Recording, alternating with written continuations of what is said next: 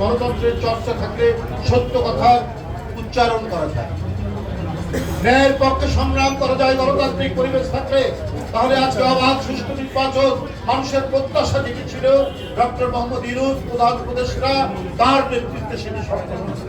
এই জন্যই তো পূর্ণ সুরক্ষা জানাই। আজকে আপনারা একটা রাজনৈতিক দল আপনাদের অতীত নিয়ে কথা বলতে চায় না, মানুষ সবাই জানে। আজকে আপনারা বলেন পিছাতে হবে, কেন পিছাতে হবে? 1.5 বছর হয়ে যাচ্ছে, এই 5ই আগস্টে 1 বছর পূর্ণ হবে। আর যদি আমরা ধরেও নেই ফেব্রুয়ারিতে, প্রায় 1.5 বছরের কাছাকাছি। তো এর মধ্যে কি আপনার যে মানুষের যে প্রয়োজনীয় সংস্কার, সে সংস্কার কি সম্ভব নয়? তাহলে নির্বাচনকে কেন আপনারা টার্গেট করেছেন? এদিকে বলছেন পিছাতে হবে, আবার কোথাও কোথাও আপনারা নমিনেশন দিচ্ছেন, বলে আসছেন এই আমাদের প্রার্থী। এটা হচ্ছে দ্বিচারিতা, ডাবল স্ট্যান্ডার্ড। আপনারা দেখবেন খবরের কাগজ খুললে প্রায় বলা হচ্ছে যে অমুক অমুক এই কনস্টিটিউয়েন্সিতে সংসদীয় আসনে জামাতের অমুক নেতাকে মনোনয়ন দেওয়া হচ্ছে। এরকম আমরা প্রায় 33-34টা আমরা ব্যক্তির কথা জানি, যেটা ওই রাজনৈতিক দল তারা কি বলে যে নমিনেশন দিয়ে দিচ্ছে। তাহলে এই সমস্ত করছেন কেন?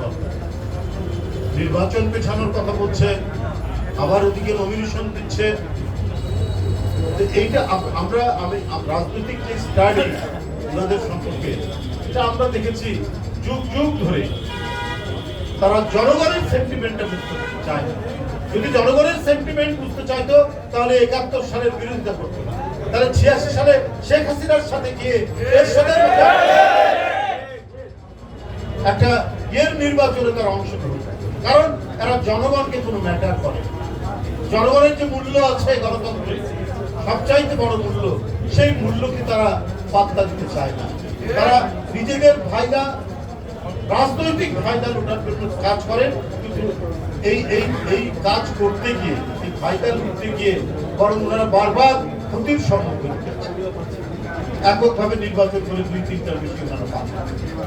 কারণ এটা ঠিক, এই দেশ সংখ্যাগরিষ্ঠ মুসলমানের দেশ, আর মুসলমানের ধর্ম হচ্ছে ইসলাম। ইসলামের বড় কথা হচ্ছে তুমি যে অঙ্গীকার করবে সেই অঙ্গীকার রক্ষা করবে। ওনারা কোনোদিন অঙ্গীকার রক্ষা করেনি। বেগম জিয়া, তারেক রহমান সাহেব অঙ্গীকার রক্ষা করেছেন, নির্বাচনে যাব না। আমার রাজনীতির কি ক্ষতি হলো না?